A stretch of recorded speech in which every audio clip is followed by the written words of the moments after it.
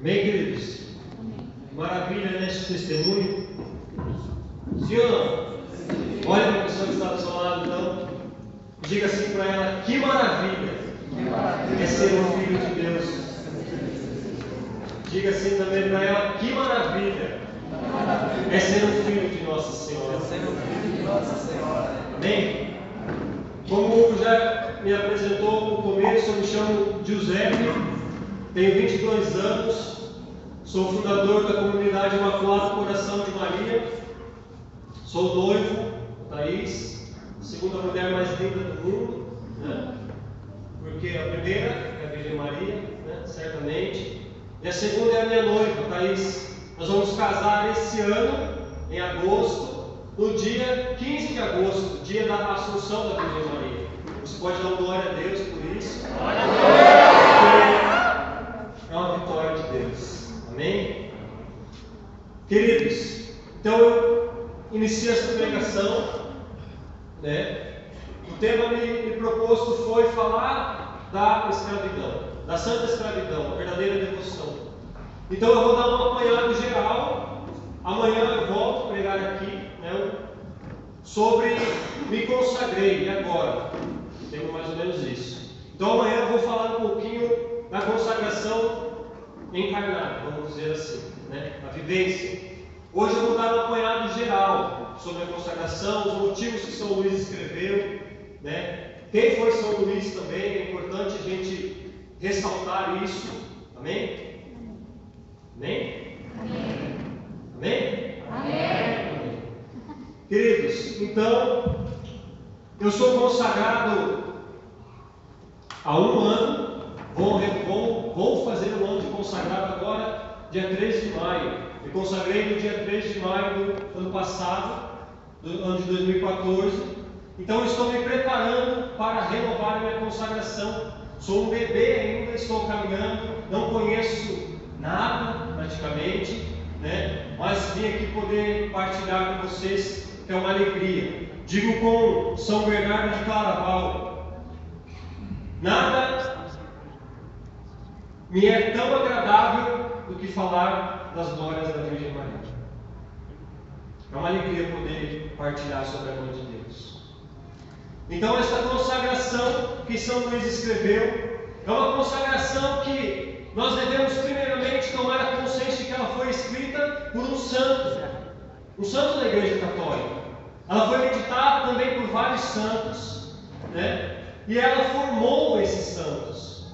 Ela formou aonde? No ventre da Virgem Maria. Ela formou esses santos e nos dias atuais, nos dias de hoje, ela quer formar também os novos santos. Portanto, olhe para a pessoa que está do seu lado e diga: esta devoção quer formar você um santo para a igreja, um santo de altar, né? Santo de altar, Santa Teresa, São João, né? Eles ficam lá no altar bonitinho, o santo de altar, né? São Luís ele vai dizer que essa devoção é para aqueles que Deus deseja para uma santidade particular, para uma perfeição maior. Não que nós vamos ser melhores do que os outros, não. Pelo contrário, nós vamos ter que sofrer muito mais do que os outros, amém? Nós vamos ter que sofrer, nós vamos ter que se ralar, mas é para uma perfeição particular, um chamado particular.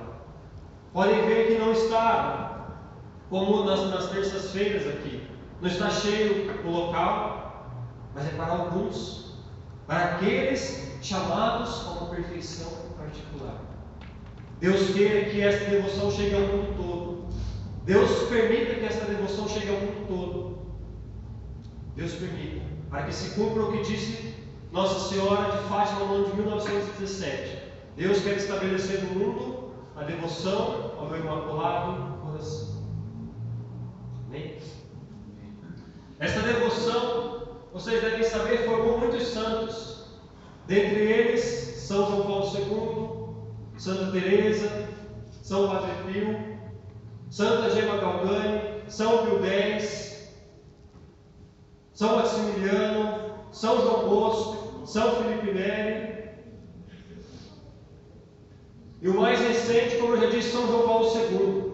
São João Paulo II se uniu à Virgem Maria de tal maneira de tal maneira que, qual foi o lema do seu pontificado? Qual foi o lema? Todos tuos, que quer dizer todo teu.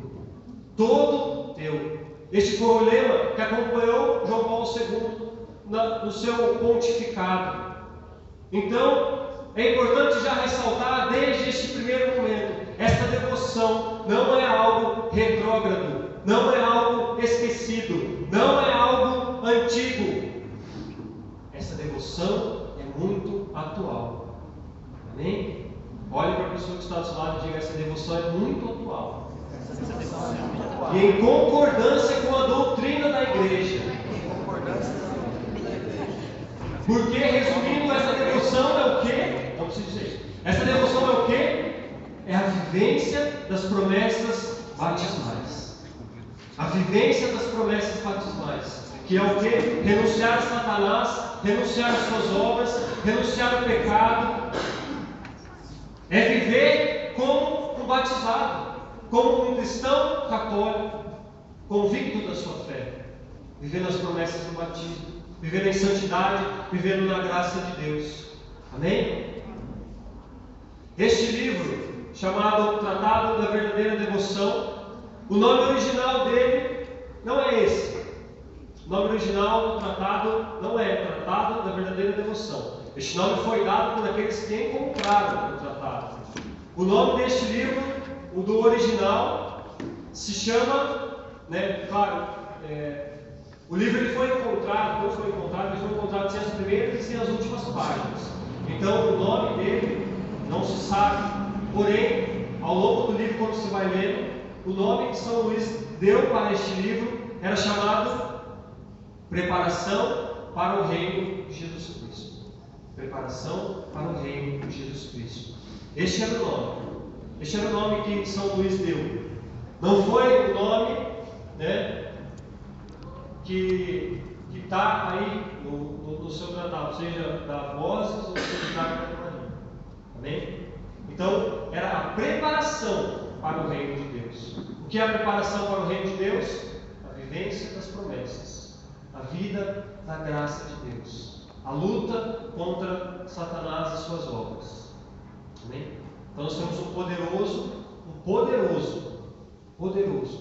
manual de combate em nossas mãos. Manual de combate nas mãos para travar uma luta tremenda contra os infernos, para abalar os infernos. Amém? São Luís, é importante também o segundo ponto, a gente compreender que não foi São Luís quem, dá para se dizer, idealizou a consagração total à Virgem Maria. Não foi São Luís quem inventou a devoção à Virgem Maria. É muito mais antiga. Se nós formos pegar São Bernardo de Claraval, já tinha uma devoção tremenda por um método também de consagração, então muito mais antigo. São Bernardo, se não me engano, na época de 1200, mais ou menos, que ele viveu, e São Luís na época de 1700, portanto 500 anos depois. Então, São Luís foi o quê? Ele foi aquele que transmitiu, aquele que tornou popular a devoção, porque até então não era acessível a todas as pessoas. Porque até então não era fácil de chegar às pessoas. São Luís fez o quê? Compreendendo o quanto é necessário para a nossa vida espiritual, a devoção, a conformidade à Mãe de Deus. Ele então começou a propagar, começou a levar as pessoas para que fosse mais conhecida esta devoção. Então vamos lá. Muitos aqui certamente já sabem que o tratado ele foi escrito no ano de 1712. Porém, a gente pega um pouquinho antes lá, São Luís Maria Leão de Montfort, ele era um missionário que pregava missões apostólicas. São Luís ele se ordenou quando ele tinha em média os seus 30 anos de idade. Portanto, quando ele se ordenou, ele foi automaticamente designado para cuidar dos pobres, dos sofridos, daqueles que são abandonados, daqueles que são esquecidos. Então São Luís ele foi designado para isso. Naquela época de São Luís, o sacerdócio, o clero, era algo muito, vamos dizer assim, valioso, porque era o meio de sustentar a família. Então, muitas famílias, naquela época você tinha muitos filhos também, certamente a maioria, ou se não pelo menos um dos filhos, ia para o sacerdócio. Para quê? Para também ajudar nas finanças da família, para poder contribuir com a família. Então, São Luís ele fez o quê? Ele renunciou este cargo mesmo, vamos dizer assim, não o cargo de sacerdócio, mas esta alta hierarquia, este privilégio de ser um sacerdote, de receber o dinheiro para ficar com aqueles que precisavam. E quando ele ia cuidando daqueles que necessitavam, ele ia automaticamente fazendo a sua missão, anunciando o Evangelho, anunciando a devoção à Virgem Maria. Amém? Amém? Amém. Amém. Olha para a pessoa que está do seu lado. Diga assim para você, precisa falar amém. Você precisa falar. Quando ele disser amém. Quando ele disser amém. Amém? Amém. Eu gosto de dizer bastante amém, porque quando eu entrei na renovação carismática, no grupo de oração, eu só escutava amém. Amém, amém, amém, amém, amém, amém. Aí eu aprendi. Então, eu gosto de falar amém. Quando vocês vão falar muito amém. Amém? Então, o que acontece? São Luís foi ordenado, cuidava dos pobres, porém ele tinha um ideal de ser um missionário estrangeiro.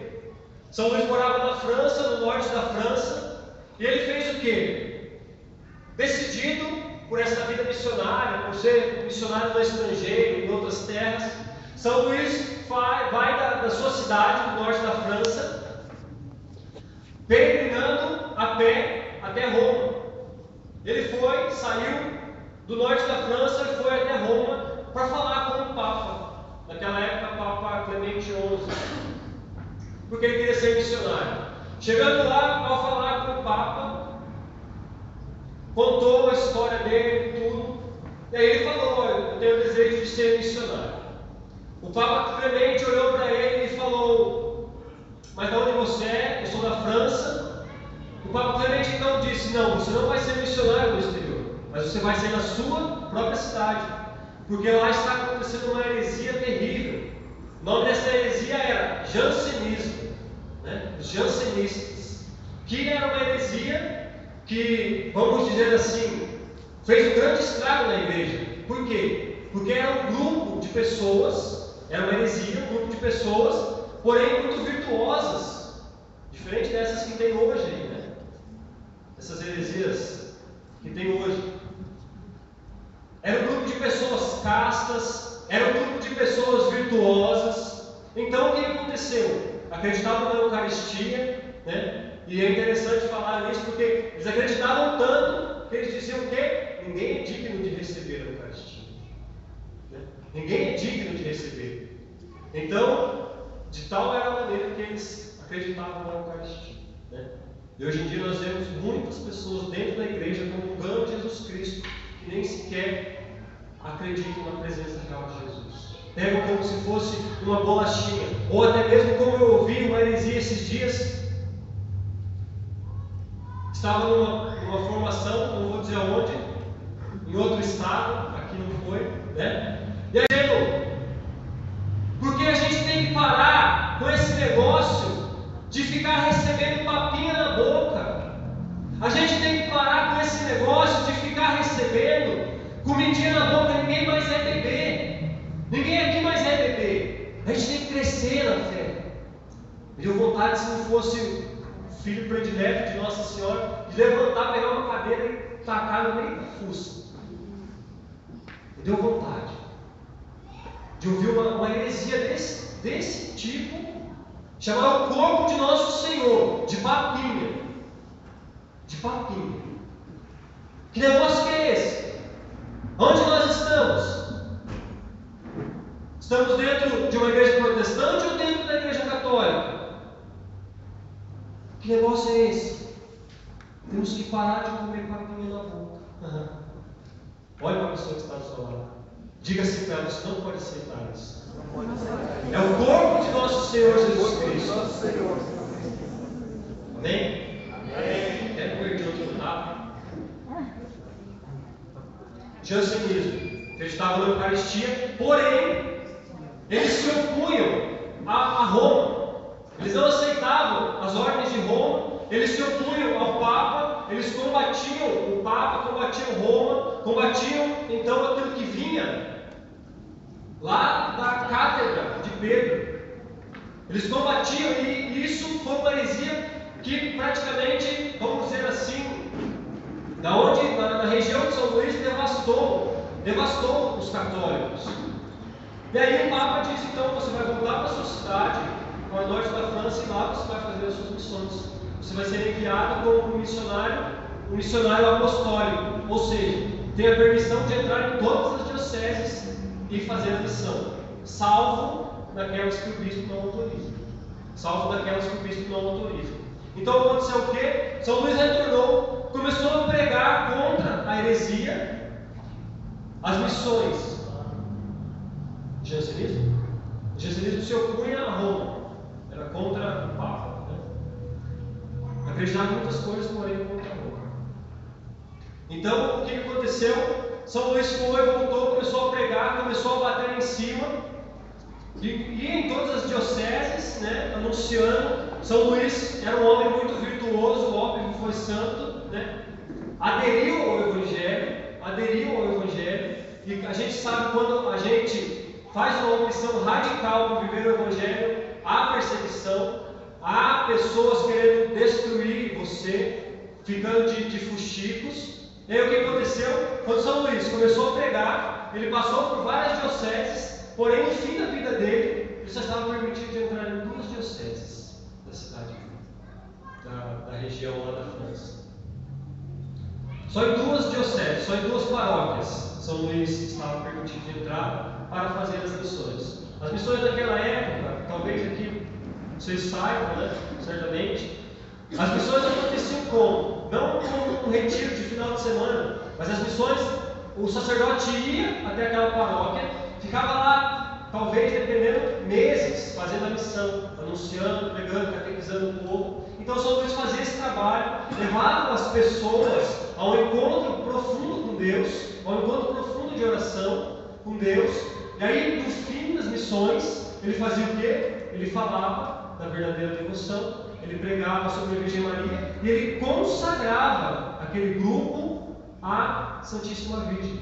Por isso vem aí, depois nós vamos entender a fórmula de recitação quando nós vamos nos consagrar, que nós escrevemos. Eles faziam isso já naquela época. Eles escreviam, ao final das missões, eles escreviam a fórmula, assinavam, e São Luís assinava embaixo, né? Testemunhando, porque precisa ter uma testemunha, de preferência um sacerdote. Então, acontecia isso. São Luís pregava, e aqui que é interessante dizer, muitos dizem que São Luís ele foi mais mariano, vamos dizer assim. Claro, ele foi muito, né? Foi muito. Porém, ele também foi muito de Jesus Cristo, né? Vamos dizer assim. Ele não deixava, né, de lado. Ele fazia o que? Primeiro anunciava Jesus. Levava aquelas pessoas ao arrependimento, à conversão, denunciava o pecado. E aí depois ele vinha com a verdadeira devoção, com a consagração da Virgem Maria. Amém? Amém? Amém. Então, acontecia isso. Então São Luís ele foi proibido na diocese dele de chegar até as paróquias. Ele ficou em 2 paróquias. E é importante porque muitas vezes, né, nós não compreendemos as perseguições que nós sofremos. Quem é escravo aqui já? Erga a mão. Os que já são escravos, né, e os que não são também, mas que fazem uma aderência ao Evangelho, muitas vezes, quando começam a viver, quando começam para os escravos, né, a viver a devoção, começam a ver as perseguições, mais de quando você não era. Portanto, saiba. O nome do livro se chamava, como mesmo? Como se chamava o livro? Preparação para o reino de Jesus Cristo. A preparação para o reino de Jesus Cristo é sofrida. É sofrida. Aí, ó, o pessoal está vazio, ele quiser subir. É sofrida. Mas, o que nos consola, o que consola o nosso coração, todos os dias, olhar para o céu. Né? Todos os dias olhar para o céu e ver que nós podemos chegar lá. E aí, quando nós chegarmos lá, não haverá sofrimento, não haverá lágrimas, né? Como vai dizer aquela música do Juninho, não sei. Não haverá nada disso, né? Mas acho que também vai dizer essa grande escrituras. Então, isso deve consolar o nosso coração diante das perseguições. Não o desespero. Ai, meu Deus do céu, agora eu me consagrei. As coisas vão melhorar, eu vou ser santo, né? É um passe de mágica a consagração. Não é um passe de mágica. É uma luta diária para a santidade. É uma luta diária. É a vivência do Evangelho todos os dias. É encarnar o Evangelho. É encarnar e viver o Evangelho na carne. Né? Santa Beata Madre Teresa e São João Paulo II tinham essa frase em comum. Né? Se não sois sangue, sois sábio. Se não sois sangue, se não doer de verdade, não é válido. Então, a aderência ao Evangelho é isso. E a aderência ao Evangelho, a verdadeira devoção é também isso. É sofrer, é sofrência, né? É sofrência. É sofrer por Jesus Cristo. É sofrer. Amém? Amém. O jansenismo, queridos, é importante ressaltar. Foi também uma heresia, quase que filha de uma heresia que aconteceu na época de São Domingos, que foi quando Nossa Senhora deu ao mundo o Rosário, né? São Domingos que por meio de Nossa Senhora propagou a devoção mais conhecida da Igreja Católica, o Rosário. Né?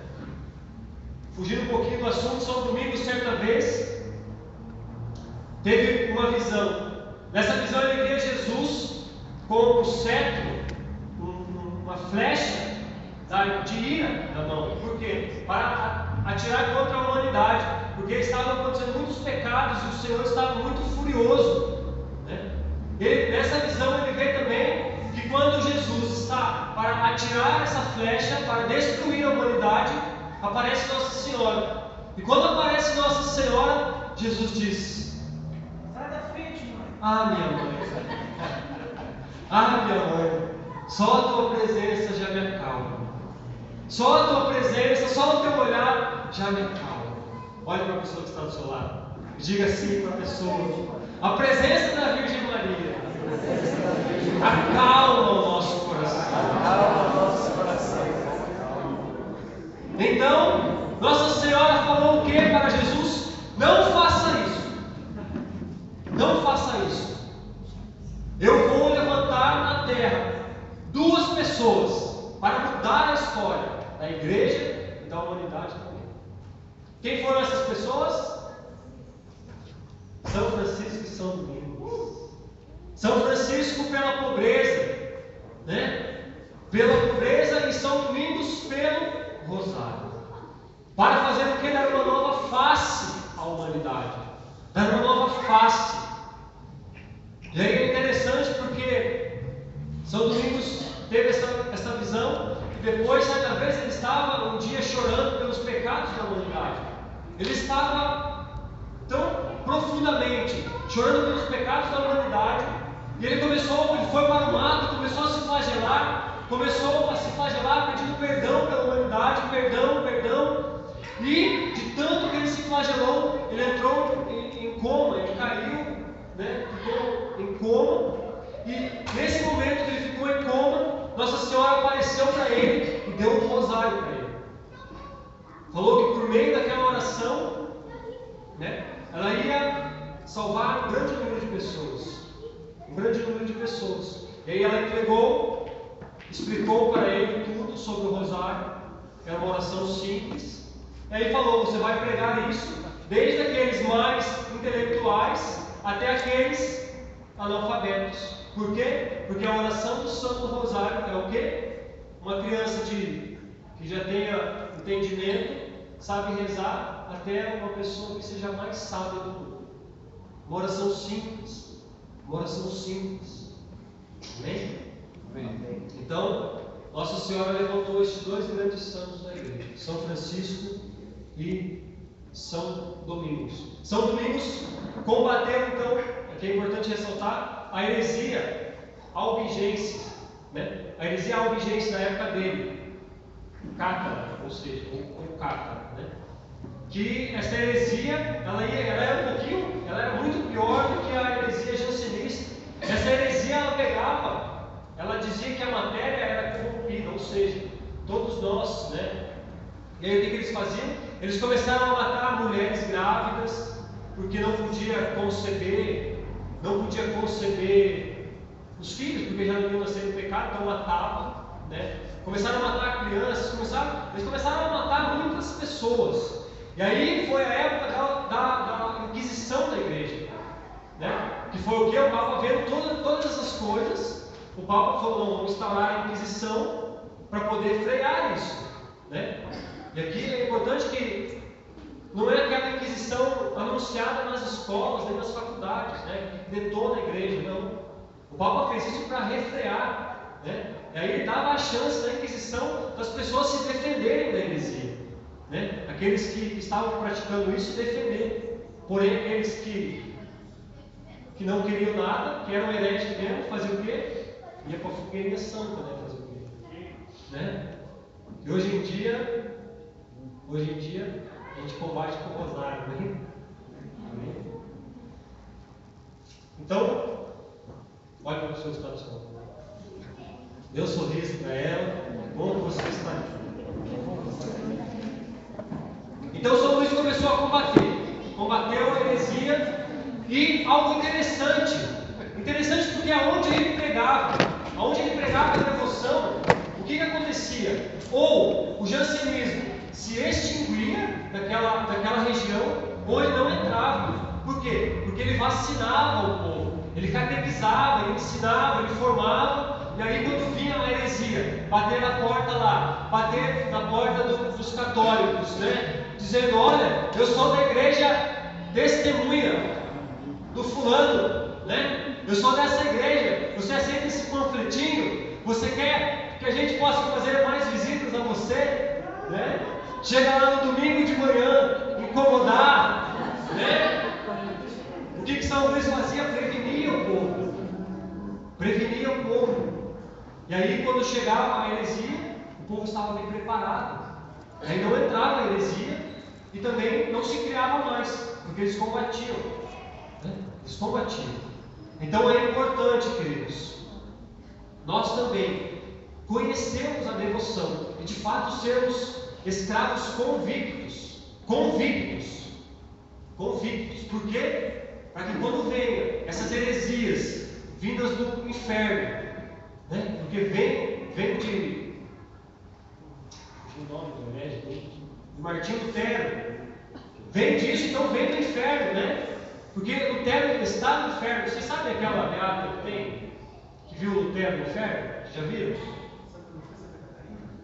Não, é beata Serafina alguma coisa, né? Vocês sabem da história dela? Não? Depois vocês procuram. Beata Serafina alguma coisa. Tá?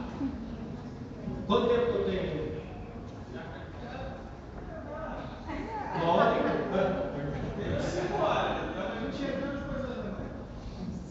Então, Serafina Michele. Isso, Serafina Michele.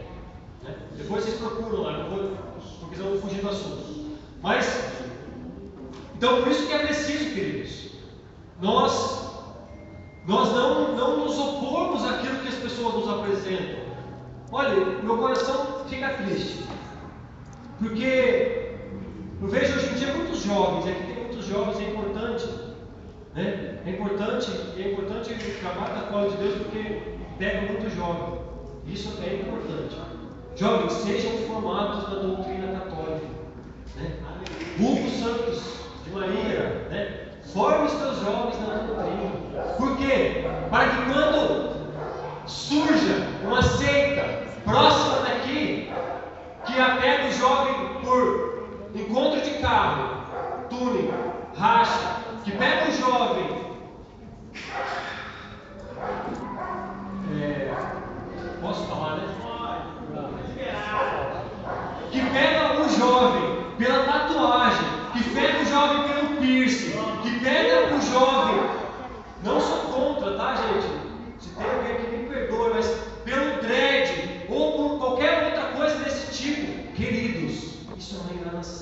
do Satanás. Uma enganação do capeta. Olhe para a pessoa que está do seu lado e diga que isso aí vem com capiroto.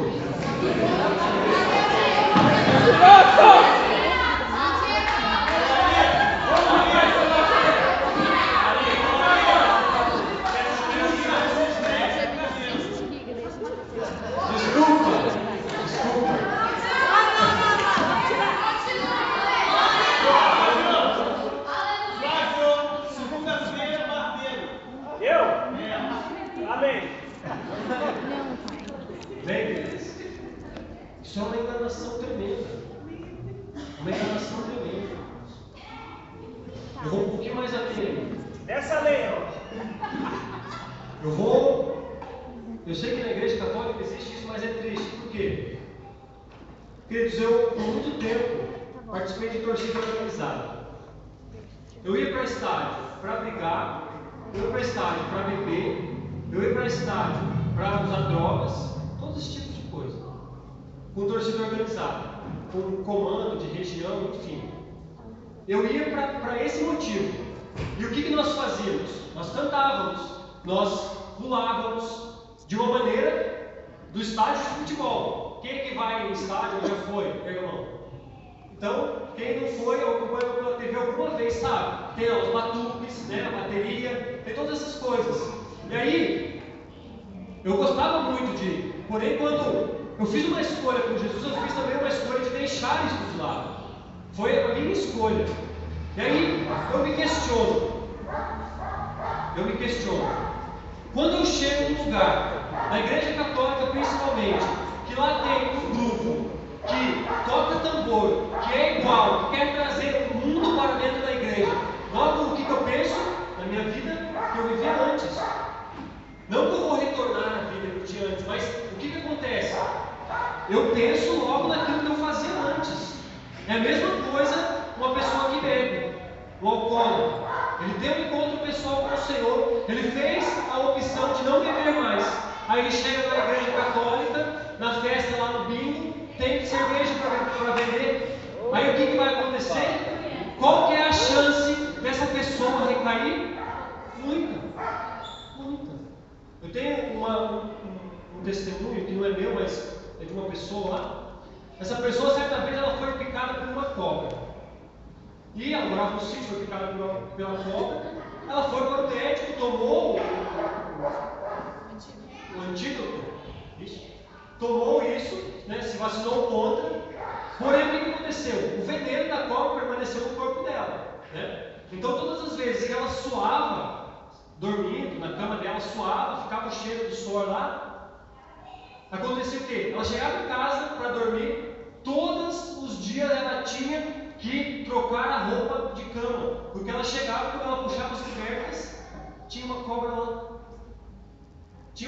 Por quê? Porque as cobras pensavam que ela era uma cobra, porque tinha o veneno. Então a cobra sentia-se atraída pelo veneno. E é assim também que eu trago agora para esse exemplo. Um jovem que está no mundo, que vai para shows satânicos de rock, quando chega dentro da igreja, tem rock, qual que é a chance desse jovem recair? Muita. Quando um jovem vai para um show de reggae e fuma um baseadinho lá, fica chapado, quando ele vem para dentro da igreja, ele está vindo para procurar algo diferente, não o reggae. Amém? É importante falar isso, desculpa ser, né? Mas é importante. Porque a gente vê aí, eu digo aqui o nome dessa bola de neve, pegando o jovem por isso. Pegando o jovem por um evangelho light, por um evangelho adaptado. Não adaptemos o evangelho de Jesus Cristo à nossa vida. Não queremos fazer do evangelho aquilo que nós achamos que é. Não queremos fazer isso. Amém? Olha a pessoa que está do seu lado e diga: não queira adaptar o evangelho. Não queira adaptar o evangelho. Atualize ele, mas não adapte. Não desfigure. Amém? Retornando então. Vou acelerar aqui porque o já está. Acabou o tempo.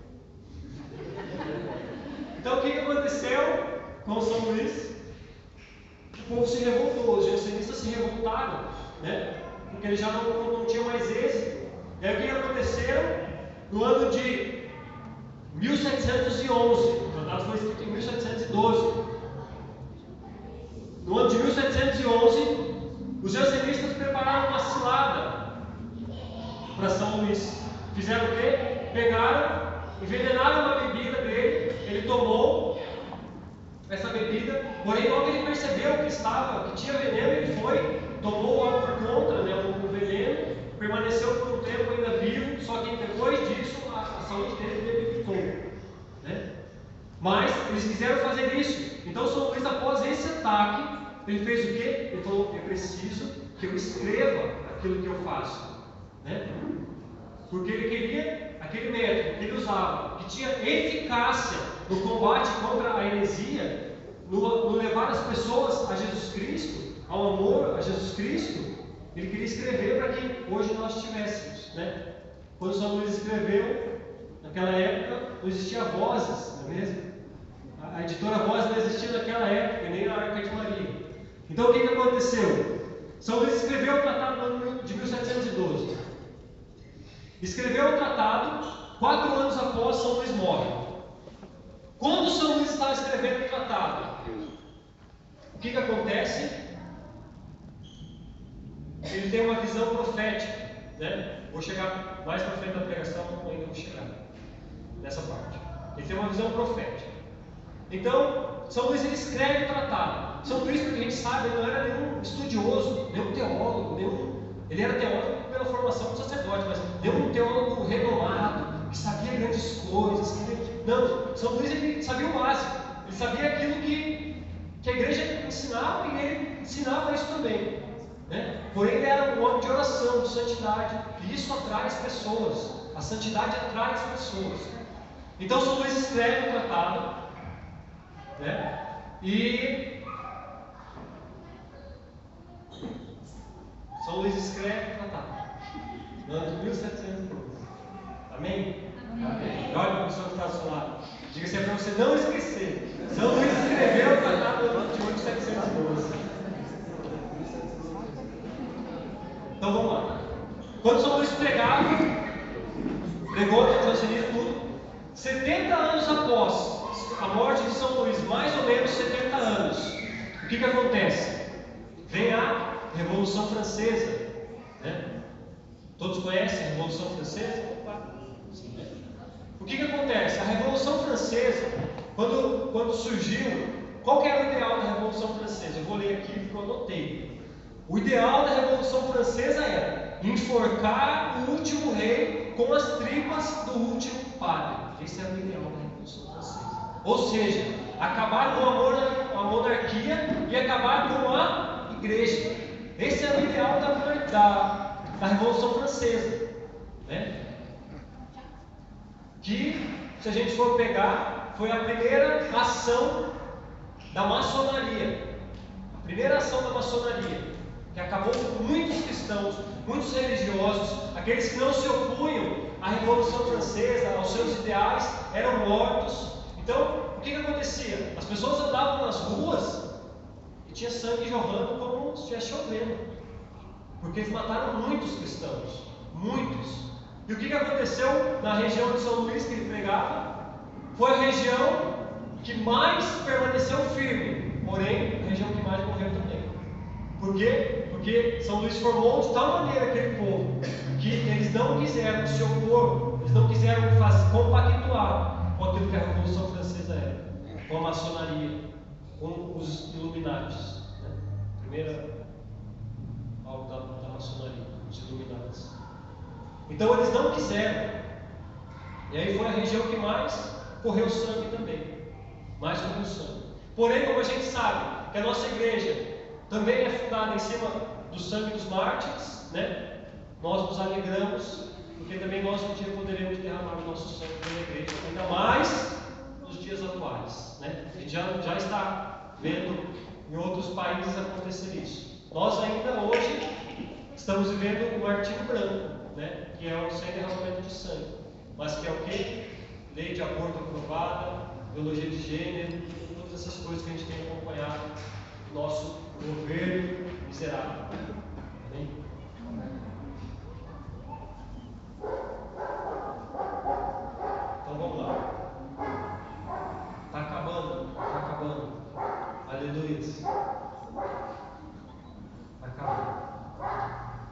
Então São Luís fazia isso, pregava, anunciava, a região ficava fria. A região que São Luís pregava era uma região muito fria na fé, muito fria, assim como Curitiba, né? Curitiba é uma tristeza, gente, né? Quem é de Curitiba sabe como o povo daqui é triste. Eu sou daqui, por isso que eu digo com propriedade, né? O povo é triste, o povo fechado, né? O povo frio, né? Eu sou assim, tem uns católicos não, mas eu sou. E é muito difícil evangelizar. Porém, quem está no tratado aí? Pega o tratado na mão. Esse livro que você está na mão pode acabar com toda a frieza chamada bola de neve, com toda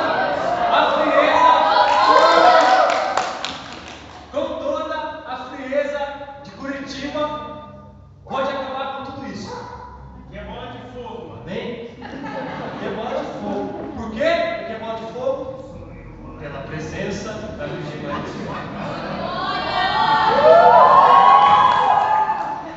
Amém? Ixi. Pode passar aqui, ela vai sair. Amém? Então o objetivo de São Luís era deixar escrito para que pudesse ser aplicado este método, que foi um método comprovado de santidade, de levar as pessoas a conhecer Deus, de levar as pessoas a conhecer a igreja. Daí que é importante, eu quero dizer, do que nós vemos hoje, que é triste, mas tem movimentos por aí que estão se opondo a isso também. Que é o quê? A verdadeira devoção forma o nosso interior. Amém? Forma o nosso interior. Pegue lá o seu tratado, número 105. Número 105 ele vai dizer ali, aí está o ponto-chave do tratado. Não esqueça esse número. Não esqueça, porque é aí que você precisa focar. É aí que você precisa mais meditar e mais buscar viver, que é a devoção interior. Deixa eu pegar aqui.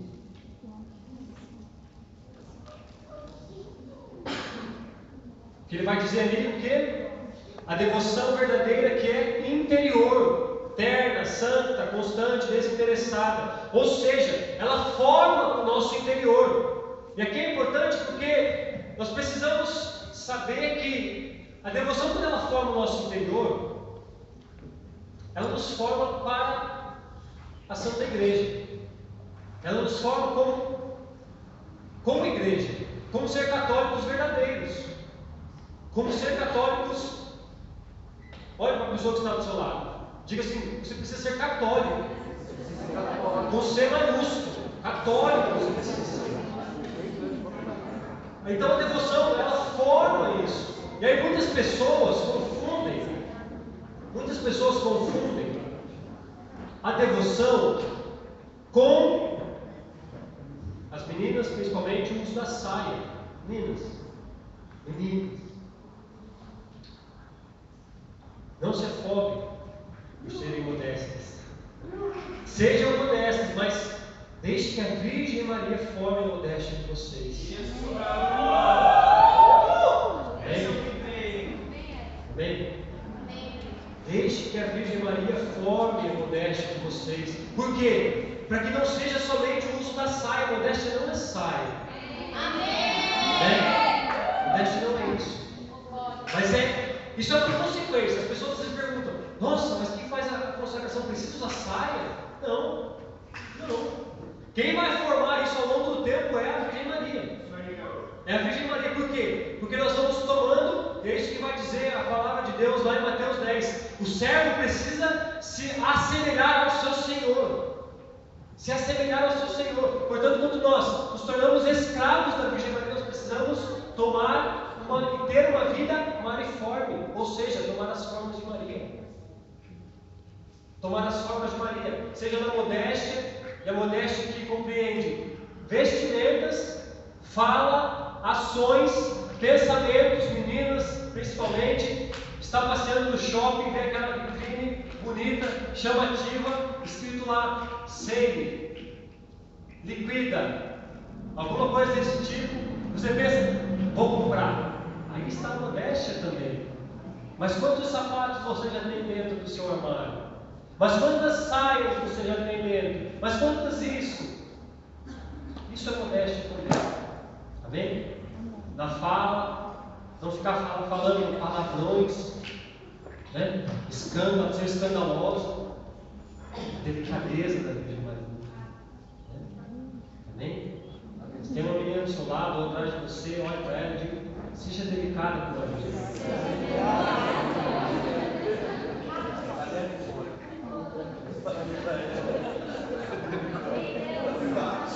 E aqui eu já vou encerrando. Tratado da verdadeira devoção do 112.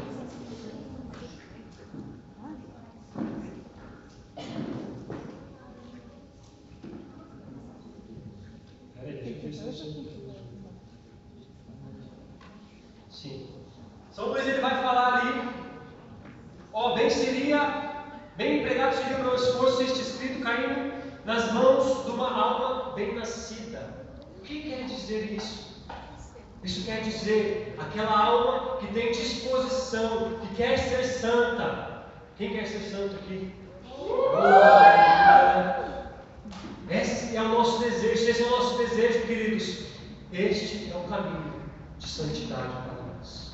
A devoção à Virgem Maria. Bem empregado seria o meu esforço. Bem empregado. Portanto, aqueles que têm um reto desejo de santidade, não percam tempo em se consagrar, mas façam uma consagração consciente. Amém?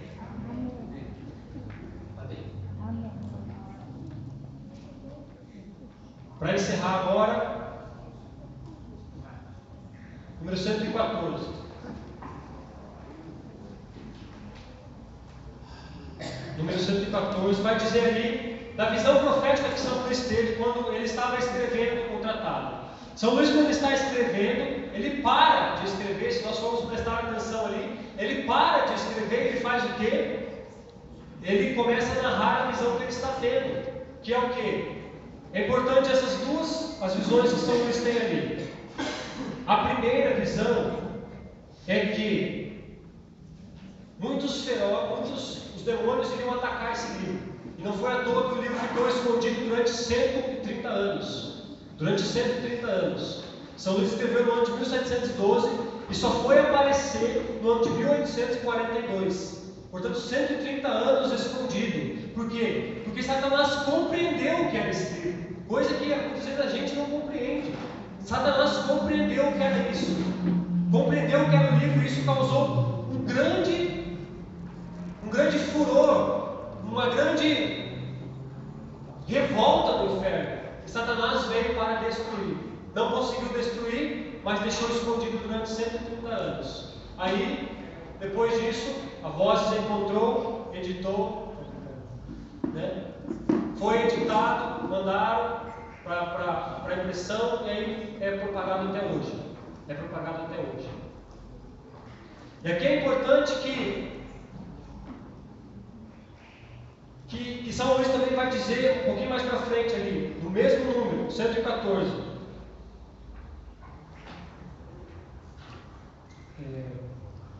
Que ele diz ali, um esquadrão de bravos e destemidos soldados de Jesus e de Maria, de ambos os sexos. Isso aqui é importante, é uma chave fundamental para nós. Por quê? Na época de São Luís não existia mulheres leigas, missionárias, mulheres religiosas, missionárias, exceto aquelas que estavam dentro de hospitais. Era somente clausura. Era somente homens que iam para a missão. E São Luís, quando tem essa visão, ele escreve para um grande exército para combater o mundo. E esse exército era formado por homens e mulheres. Isso é para os nossos dias de hoje. Essa profecia está se cumprindo hoje. Amém? Amém. Eu creio cegamente que não haverá outro tempo para se cumprir essa profecia. Não haverá. Amém? Pelos sinais dos tempos a gente vai vendo isso. Um dos sinais é as novas comunidades, as novas fundações. O sinal de que chegou, o tempo de misericórdia de Deus com as novas comunidades. E aí essa visão aqui de São Luís também vai tratar vai fechar. Vai fechar.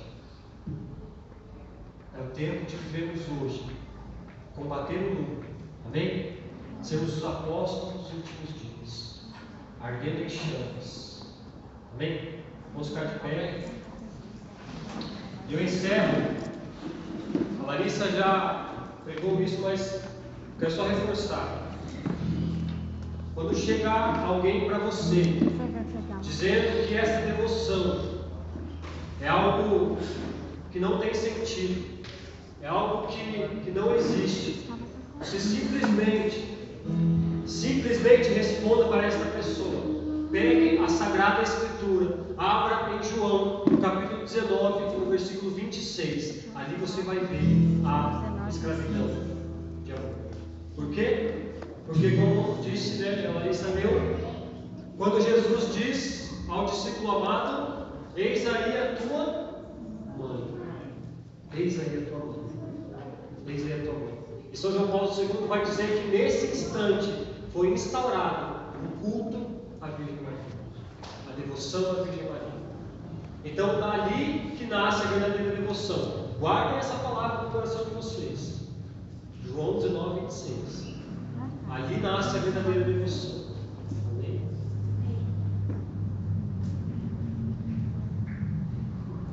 Amém? Ó, deixa eu só dar um recado antes. A gente vende cadeias. Quem não tem cadeia e vai se consagrar, quem não tem, a gente vende. Tá? Então amanhã eu venho pregar de novo. Se você quiser, amanhã a gente pode trazer, ou se não, você passe a medida do seu curso, a gente já tira ali, depois amanhã a gente só traz pronto. Porém, a gente queria trazer todas com medalha de Fátima. Só que nosso fornecedor, que é lá de São Paulo, esgotou as medalhas de Fátima. Então vai chegar daqui uns 2 meses, porque acho que eles trazem de fora, não sei como que é. E vai chegar daqui uns 2 meses só, então a gente não tem medalhas de Fátima. Porém, aqueles que quiserem, a gente vende a cadeia, depois a gente volta aqui daqui 2 meses e a gente traz a medalha. Ou quando chegar as medalhas, enfim, a gente traz e dá as medalhas. Bem? O valor da cadeia é R$10. Deus abençoe.